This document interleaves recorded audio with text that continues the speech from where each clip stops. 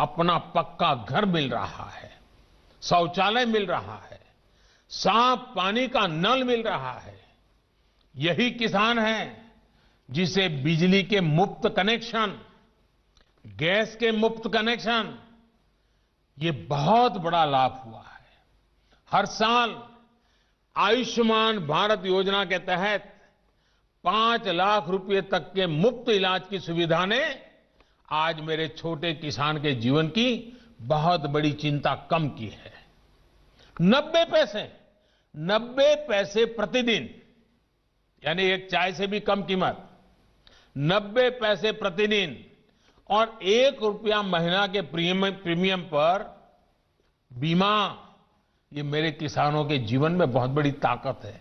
60 वर्ष की आयु के बाद 3,000 रुपये मासिक पेंशन, ये सुरक्षा कवच भी आज किसान के पास है।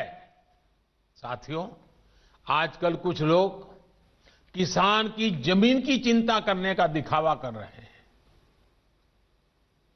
किसानों की जमीन हड़पने में कैसे कैसे लोगों के नाम अखबारों में चमकते रहे हैं, हम जानते हैं।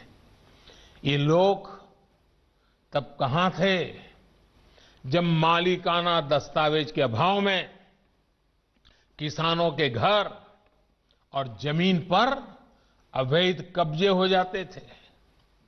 गांव के छोटे और सीमांत किसानों को, खेत मजदूरों को इस अधिकार से इतने सालों तक वंचित किसने रखा? इसका जवाब इन लोगों के पास नहीं है। गांव में रहने वाले हमारे भाई बहनों के लिए ये काम आज हो रहा है।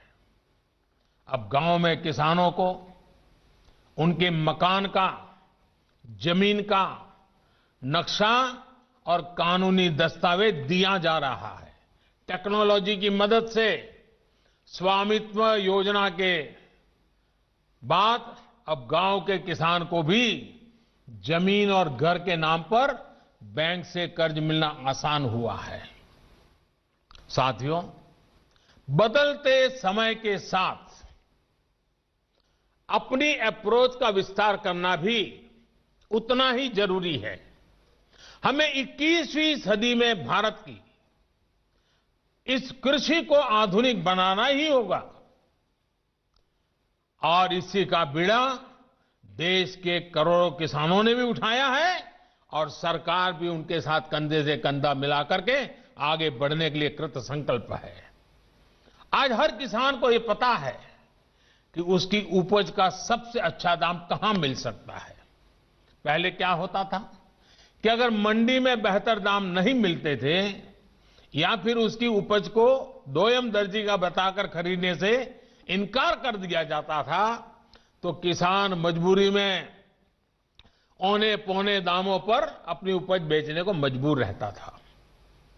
इन कृषि सुधारों के जरिए हमने किसानों को बेहतर विकल्प दिए हैं। इन कानूनों के बाद आप जहां चाहे, जिसे चाहे अपनी उपज बेच सकते हैं। मेरे किसान भाइयों बहनों, मेरे इन शब्दों को आप ध्यान से सुनिए। मैं फिर से कह रहा हूं कि आप अपनी फसल को जहां चाहे आप निर्णय करके बेच सकते हैं। आपको जहां सही दाम मिले आप वहां पर उपज बेच सकते हैं। आप न्यूनतम समर्थन मूल्य यानी एमएसपी पर अपनी उपज बेचना चाहते हैं, आप उसे बेच सकते हैं। आप मंडी में अपनी उपज बेचना चाहते हैं, आप बेच सकते हैं।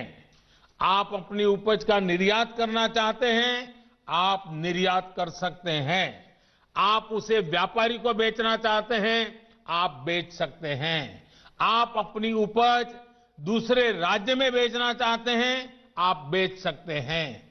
आप पूरे गांव के किसानों को एफपीओ के माध्यम से इकट्ठा कर अपनी पूरी उपज को एक साथ बेचना चाहते हैं, आप बेच सकते हैं। आप बिस्किट, चिप्स, जैम दूसरे कंज्यूमर उत्पादों की वैल्यू चेन का हिस्सा बनना चाहते हो, आप ये भी कर सकते हैं। देश के किसान को इतने अधिकार मिल रहे हैं, तो इसमें गलत क्या है? इसमें गलत क्या है कि अगर किसानों को अपनी उपज बेचने का विकल्प ऑनलाइन माध्यम से पूरे साल और कहीं भी मिल रहा है। साथियों, आज नए कृषि सुधारों के बारे में असंख्य झूठ फैलाए जा रहे हैं। कुछ लोग किसानों के बीच भ्रम फैला रहे हैं कि एमएसपी समाप्त की जा रही है, तो कुछ लोग अफवाहें फैला रहे हैं कि मंडियों को बंद कर दिया जाएगा।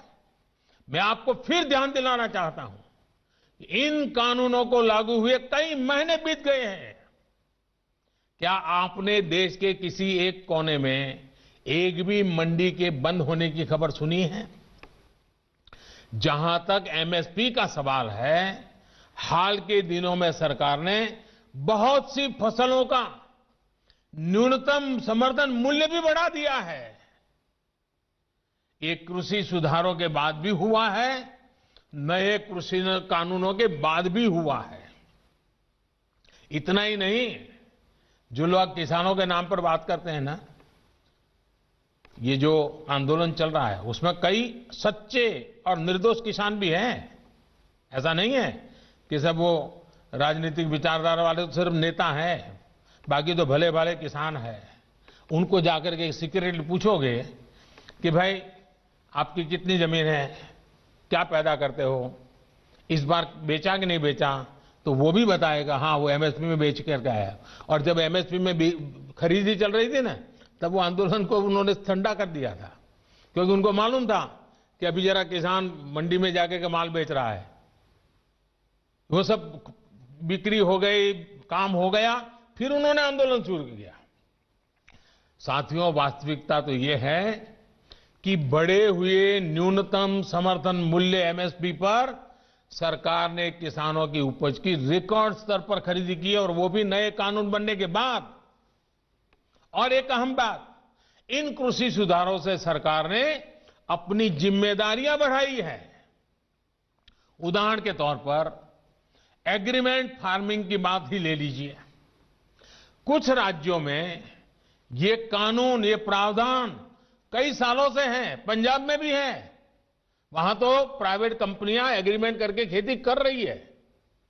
क्या आप जानते हैं, पहले के कानूनों में समझौता तोड़ने पर किसानों पर पेनल्टी लगती थी।